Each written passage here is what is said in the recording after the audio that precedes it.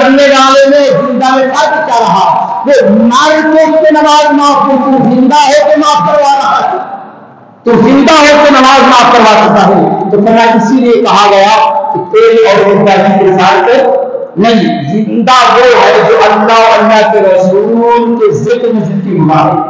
جو اللہ اور اللہ کے رسول کی یاد میں زندگی گزارے، وہ زمین پر ہے چل پھر رہے تب بھی زندہ ہے، اگر وہ مر گئے منوبتی کے نیچے چلا گیا تب بھی وہ زندہ ہے۔ اللہ والے زمین میں، اللہ والے ہمیشہ زندہ ہوتے ہیں، شہید زندہ ہے۔ تو اگر ظاہراً دیکھا جائے سائنس کے طور پہ ایک بندے کا وجود قبر کے اندر بغیر گلے سڑے کتنی مدت تک رہ سکتا ہے صحیح سلامت؟ فرمایا کہ لکھتے ہیں، کوئی کہتے ہیں 24 گھنٹے، کوئی کہتے ہیں 48 گھنٹے، کوئی کہتے ہیں 4 مہینے، آخری حدیث کی 6 مہینے ہے، 6 مہینے ہڈیاں سرما بن گئی۔ فرمایا اس کا گوشت مٹی میں بدل گیا، اس کا کھال مٹی میں بدل گیا، اس کے کیڑے مکوڑے کھا گئے، قبر 6 مہینے کے بعد کھوتی گئی، تو بالکل ہڈیوں کا نام بھی نہیں ملا، نام و نشان بھی نہیں ملا۔ جب یہ نام و نشان نہیں ملا تو فرمایا کہ اللہ نے قرآن کے اندر یہ سائنس نے ہمیں بتایا، جب بندہ مر جاتا ہے قبر میں رکھا جاتا ہے تو اس کو مٹی کھا جاتی ہے، ہڈیاں سرما بن جاتی ہیں، یہ ساری چیزیں۔ تو فرمایا شہید زندہ ہے، اور شہید اتنا زندہ ہے یہاں تک کہ اس کے کفن کو مٹی بھی نہیں کھا سکتی۔ نبی کے جسم کو اور شہید کے جسم کو مٹی حرام قرار دی ہے۔ ان کے جسموں پہ فرمایا اس کے قرآن کی دلیل سنی۔ حضرت عزیر علیہ السلام 9 پارے کے 10 پارے کے اندر آگے پارے سے وَإِقَارَةِ الْعُزَيْرِ وَقَارَةِ الْعُزَيْرِ، حضرت عزیر علیہ السلام آپ اپنے جگہ کے ساتھ جا رہے ہیں، وہاں جا کر اس کا کچھ باتیں یوں ہے، آپ نے جا کر دیکھا 1000 سال پہلے بستی، فرمایا کہ لوگ ناحق ہو گئے، ہڈیاں سرما بن گئی اور ان کے نام و نشان مٹ گئے۔ بس یہ دیکھتے ہی آپ کے دل میں اللہ کا خوف آیا، اور اللہ کا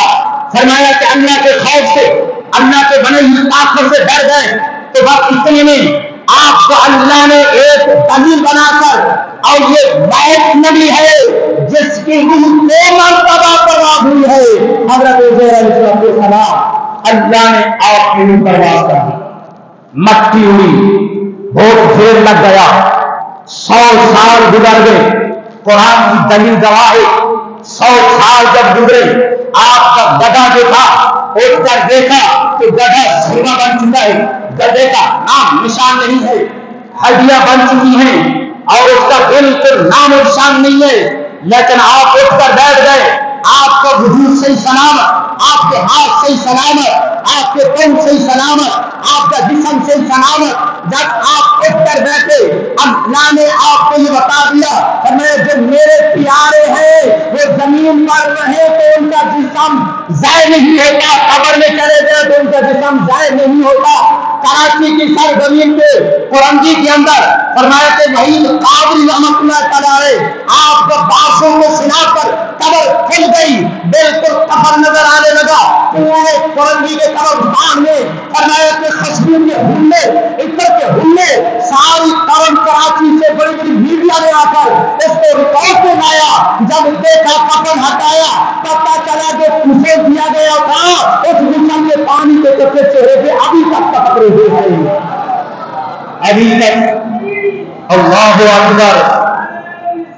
فرمایا یہ فرنگی کی مثال ہے انہوں کی جو اللہ کے نام پہ مرتے ہیں، اللہ ان کو مرنے نہیں دیتا، اللہ ان کو مرنے نہیں دیتا، فرمایا وہ زندہ ہیں۔ اور یہ حضرت فرمایا کہ عیسیٰ علیہ السلام، فرمایا اسی طرح حضرت دقیہ بن دوس اصحاب کہف کا واقعہ پڑھیں، وہ 100 سال یہاں تک کہ ان کا پوتا ریڑھ نکل گئی، 100 سال وہ لیتے رہے، 100 سال کے بعد صحیح سلامت دیکھا کہ ان کا پوتا بھی صحیح بیٹھا ہوا، اور وہ 100 سال تک ان کا وجود صحیح رہا۔ فرمایا اللہ والے تھے اس لیے تو شہید زندہ ہوتا ہے، شہید کا جسم گلتا نہیں، سڑتا نہیں، یہاں تک کہ فرمایا کہ شہید کا غسل بھی نہیں ہے، شہید کا کفن بھی نہیں ہے، فرمایا کہ جو اس کے خون ہے وہی اس کے کپڑوں کا وہ کفن ہے، وہی اس خون سے اس نے غسل بھی کر لیا ہے، فرمایا اس کا نہ کفن دیا جائے نہ کوئی غسل دیا جائے، کیونکہ شہید کا جسم ایسے پاک ہے، خون کا قطرہ بعد میں گرا ہے، پہلے اللہ کی زیارت بھی ہے، پہلے اللہ کی زیارت بھی ہے۔ تو سیدھا نے قدر ان چیزوں کو سمجھے، ہم دین سے دور ہو چکے ہیں، آج ہمارے نوجوان بچے فرمایا کہ میڈیا کے بڑے مہر ہیں اور فرمایا فیس بک کے بڑے ان کے فین ہیں، لیکن دین سے دور ہیں، نماز سے دور ہیں۔ امام عالی مقام نے ہمیں سبق دیا، دو سجدے کا میں نے ذکر کیا، ایک سجدہ